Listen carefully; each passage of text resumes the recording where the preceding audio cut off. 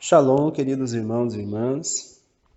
Prosseguindo nossa reflexão, hoje vamos falar sobre a igreja, que é una, santa, católica e apostólica. Vejam bem, a igreja de Cristo é una, santa, católica e apostólica. É muito interessante, isso está no Catecismo da Igreja Católica, essa reflexão, e está na origem da teologia de maneira geral, da teologia cristã. Desde os inícios da fé cristã, onde nem se falava de protestantismo, já se professava este princípio de fé. O que significa dizer que a igreja é una? Significa dizer que Jesus Cristo criou uma só igreja e não mais. As divisões foram coisas que os homens criaram. Para Jesus há uma só igreja. Até a figura dos padres apostólicos, para traduzir essa reflexão, é a figura da túnica de Cristo, que é tecida num só fio e sem remendos, mostrando que o corpo de Cristo é vestido por essa túnica que é a igreja, e é uma só. A igreja de Cristo é uma só.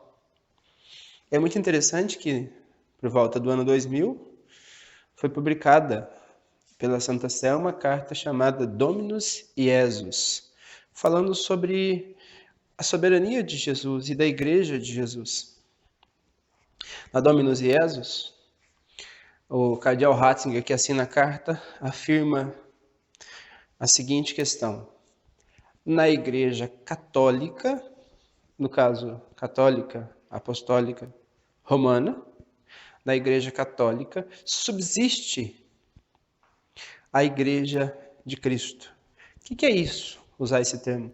Significa que na Igreja Católica, a Igreja de Cristo se faz presente, mas a pergunta que vem por trás desta é: só na Igreja Católica existe a salvação dada por Cristo? A resposta é objetiva: não. A salvação, ela está no Cristo, que salva os seus seguidores. Portanto, existe salvação nas igrejas evangélicas, existe salvação nas igrejas católicas. O diferencial é que a Igreja Católica possui mais meios de salvação que as demais. A Igreja Católica possui os 7 sacramentos, as demais igrejas não as têm. Essa é a diferenciação. No entanto, o conceito fundamental da salvação para a unidade dessa igreja, essa igreja una de Cristo, o conceito da salvação está em aceitar Jesus como Senhor e Salvador, voltar seu coração a Ele e viver segundo os seus mandamentos. Todo aquele que faz esse voto, ele é um candidato à salvação alcançada por Cristo. Só que essa salvação, ela foi inserida na história através da instituição chamada igreja. Jesus institucionalizou, ou seja, organizou um povo, um espaço, deu ordem, deu parâmetros, colocou princípios. E esse espaço chama-se igreja, ou eclesia. Eclésia, em grego, significa reunião de pessoas, reunião de povos que congregam no mesmo lugar para cultuar, ouvir a palavra. Quando se fala de uma igreja una, é a igreja que Cristo criou para a salvação dos seus povos. Essa igreja subsiste na Igreja Católica, no entanto, ela também está presente nas demais igrejas onde Jesus é aceito como Senhor e Salvador, Filho de Deus, com o Pai e o Espírito na Santíssima Trindade. Essa igreja também é santa, porque o seu fundador é santo. Aqui está o diferencial. Trata-se de uma questão teológica, uma questão espiritual. A igreja é santa porque foi Deus quem a fundou, foi Deus quem a criou. Porque quando se olha, por exemplo, na realidade da igreja hoje, nós vemos os filhos da igreja, ou seja, nós que somos pecadores. Nós formamos a igreja de Cristo. A igreja, ela é santa e pecadora. Santa porque aquele que a criou e a sustenta é santo. Pecadora porque nós fazemos parte dela e ainda não alcançamos o nosso grau de santificação. Na época da Idade Média, chegavam-se a chamar a igreja de casta meretriz, ou seja, como se a igreja ao mesmo tempo fosse casta e prostituta. Por que isso? Porque a igreja teve grandes pecadores, na figura de papas, na figura de padres, na figura de bispos, na figura de leigos. E isso não é motivo de vergonha nem de escândalo, muito pelo contrário. Isso é para a gente entender que se a igreja não fosse divina, ela não subsistiria a todos os conflitos que ela teve que enfrentar na história.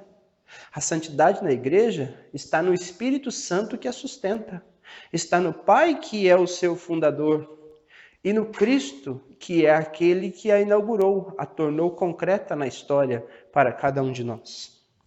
Essa igreja também ela é católica, porque ela é universal. A palavra católica significa universal, ou seja, ela é para a salvação do mundo, para a salvação de todos.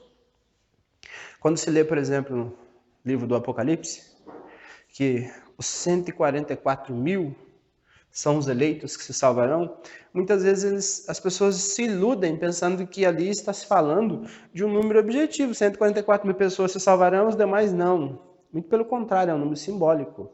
144 é múltiplo de 12. 12 são as 12 tribos de Israel, o povo de Israel. Então, quando se fala da salvação dada ao mundo, se fala dessa salvação dada às tribos de Israel, ao povo que Deus escolheu, ao povo que Deus amou. Esse povo sou eu e você. A salvação está destinada a todo o ser humano. Cristo assume a natureza humana em todos os lugares, no mundo, antes e depois dele. Ele veio para salvar o ser humano, seja ele negro, branco, japonês, brasileiro, gordo, magro, feio, bonito. Todos os seres humanos são objetos diretos do amor de Deus. Daí nós entendemos uma igreja que é una, Cristo fundou uma igreja só. Ela é santa porque ele a sustenta no seu espírito. Ela é católica porque ela é universal e atinge a todas as pessoas. E ela é apostólica porque Jesus, quando institui essa igreja, ou seja, dá princípios, valores, parâmetros, normas a serem seguidas, ele o faz na figura de Pedro como seu primeiro papa e dos demais apóstolos como seus bispos. A igreja católica, no caso, a igreja católica apostólica romana, nossa, é uma igreja de sucessão apostólica. E isso, gente, não é uma questão de discussão de eu sou católico, eu sou evangélico. Isso é histórico. Qualquer pessoa que se dedicar a estudar a história da igreja, vamos dizer assim, da igreja cristã, perceberá que desde o início houve o patriarca ou o papa, houve os bispos, os padres, diáconos e os leigos. E essa ordem permanece há 2000 anos. A igreja de Cristo, repito, é una porque Jesus tem uma igreja só. É santa porque ele é o fundador e a sustenta no seu Espírito Santo. É católica porque é universal, se abre a todos aqueles que procuram e desejam a salvação.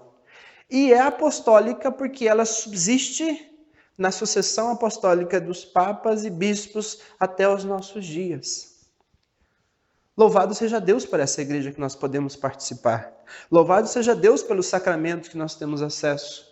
Louvado seja Deus pelo Cristo Jesus, que se encarnou por cada um de nós e nos derramou o Espírito Santo, nos fez organizarmos-nos como igreja e juntos congregarmos uma só fé e buscarmos a santidade como um projeto de vida. Louvado seja nosso Senhor Jesus Cristo, irmãos. Quem vos fala é o Carlinhos, da comunidade São Rafael.